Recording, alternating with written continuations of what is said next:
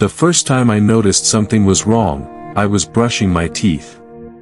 It was late, about 1:47 a.m., the kind of hour where the world feels hollow and your own heartbeat is too loud.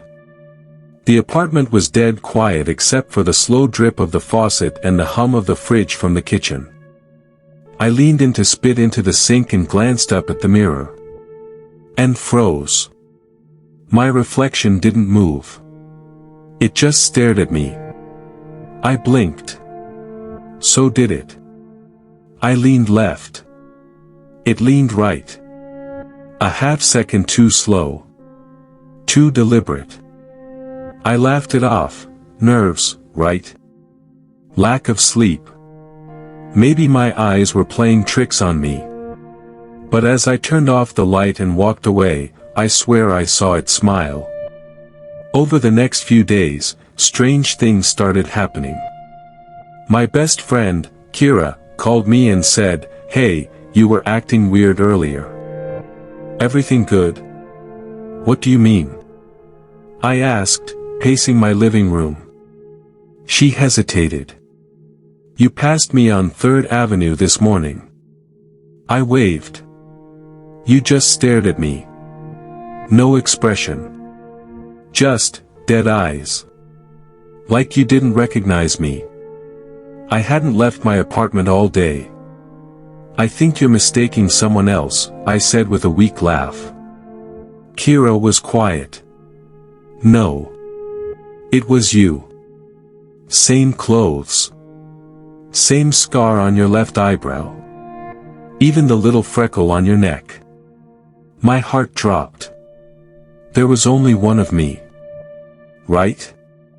The next night, I couldn't sleep. Shadows moved weirdly across my walls, like they had weight. My phone buzzed around 2 a.m., a text from my neighbor, Greg. "Greg, why are you standing in the hallway staring at my door?" I sat up instantly. "Me, I'm in bed. Not in the hallway." He sent a photo. It was grainy, from his peephole camera, but the figure was me. Same face. Same hoodie. Just, standing there. Head tilted slightly. Grinning. A cold sweat rolled down my spine. I ran to my front door and yanked it open. The hallway was empty. But there were wet footprints outside my door, leading away. Barefoot. I started avoiding mirrors. Every reflective surface became a battlefield. But no matter what I did, I'd catch it, that delay, that crooked smile, the way it watched me like a predator. I covered every mirror in my apartment with sheets. Even the microwave and toaster. One morning, I woke up to find all the covers torn off. Not removed. Torn. Like something had clawed them down in a frenzy. The bathroom mirror was smeared with writing in something dark and red-brown. "I like your life. I'm keeping it." I went to the police. Showed them Greg's photo. Told them someone was impersonating me. They ran a facial scan from the image. "Sorry, Miss Carter," the officer said, frowning. "That's you." "No, it's not. That's the thing. The one that looks like me but isn't." He gave me a pitying look.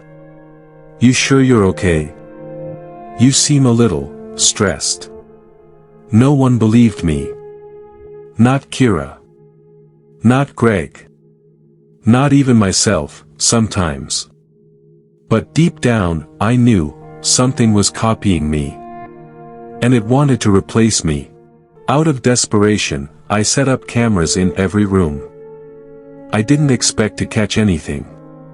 But that night, I did. At 3:12 a.m., the bedroom door creaked open. The version of me that walked in wasn't tired or groggy. It was alert. Calm. Confident. It sat at the edge of my bed and just watched me sleep for hours. Then it leaned in close, barely inches from my face, and whispered something. I had to enhance the audio 10 times before I could make it out. Soon. You'll be the reflection. That week, things escalated. People started saying they'd seen me in places I hadn't been. At work. At coffee shops. Even on dates. My boss emailed me, "Your performance this week has been off. If you need time off, just say so." I hadn't been to work in 3 days. Kira stopped replying to my texts. I called her, no answer. Then one night, I got a voicemail. "Hey. I don't know what's going on with you. You're not, you. Please stop showing up at my place. You scare me." I never went to her place. It wasn't me. I tried confronting it. I stood in front of the mirror at midnight, heart pounding, whispering, "I know what you are. You can't take my life. You're just a reflection." It smiled. Then its hand reached out of the mirror. I screamed and stumbled back, falling hard. The hand didn't break the glass, it merged through it like liquid. It clawed at the floor, pulling its whole body through. Bit by bit, it emerged. Standing. Identical. But wrong. Its eyes were darker. Too dark. Like looking into a hole that went on forever. It spoke in my voice. "You're tired. Let me live for you." I ran to the one person I knew might believe me, Mrs. Elwood, my 80-year-old neighbor. She practiced some weird things. Always burning herbs. Drawing symbols on her door. When I told her everything, she didn't even flinch. "You've been marked," she said. "By an echaling. A spirit that mimics. It reflects, studies, and then replaces." I begged her to help. She gave me salt. Candles. A mirror etched with strange runes. "You need to trap it before the next full moon. Or your soul will fade. You'll become the echo." That night, I went into the basement. Alone. I set up the ritual. Circles of salt. The enchanted mirror. Candles flickering like they were afraid. And then, it came. It walked down the stairs, my face, my clothes, even my limp from a twisted ankle 2 years ago. But it didn't smile this time. It looked angry. "Why are you doing this?" it hissed. "I was living better than you ever could." "You're not real," I said, holding up the rune mirror. It laughed. "Neither are you. You think you're the original."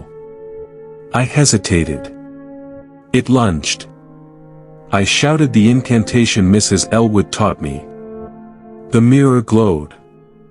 The creature screamed, its skin bubbling, warping, unraveling. It clawed at the edges of reality as it was sucked back into the mirror. Gone. I sealed the mirror. Buried it. Prayed that was the end. Life went back to normal. People stopped giving me strange looks. Kira started talking to me again.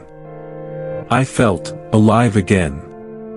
But last night, I woke up at 3:12 a.m. My bedroom mirror was uncovered. And written on it, in fresh condensation, were 5 chilling words. This time, I'm the original.